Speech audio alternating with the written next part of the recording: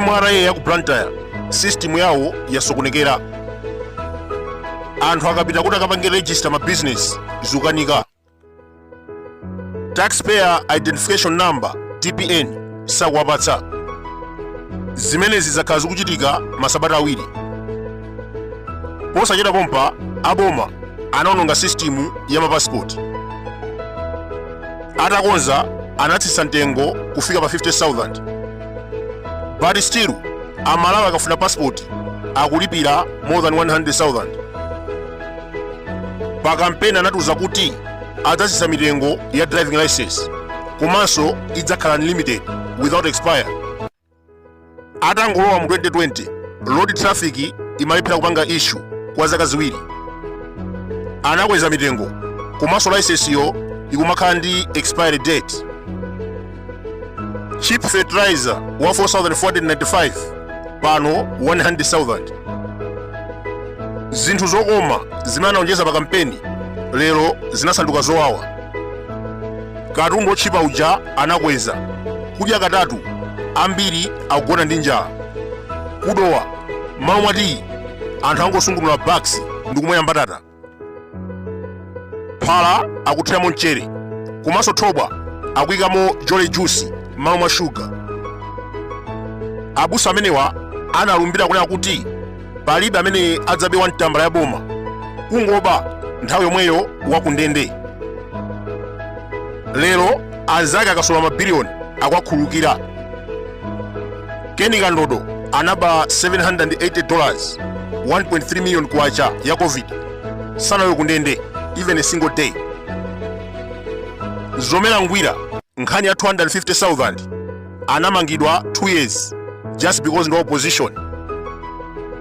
MCP officials anatafuna 6.2 billion COVID fund, palibe chinachitika. Ndikunena pano milandu yawo inatesedwa. Tikukumbukira nkhani ya Henry Musa anasowesa makompyuta osakwana 10 million, anakhala kundende.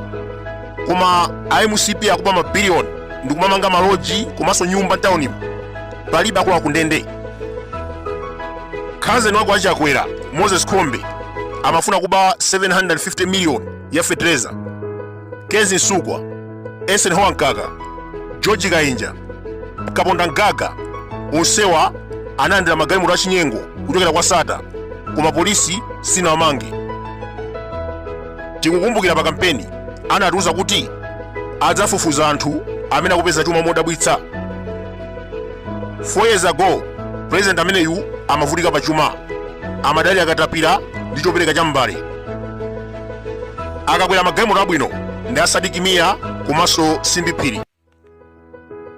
Koma lero, just 4 years to the presidency, anasanduka billionaire pamodzi ndi onse omuzungulira.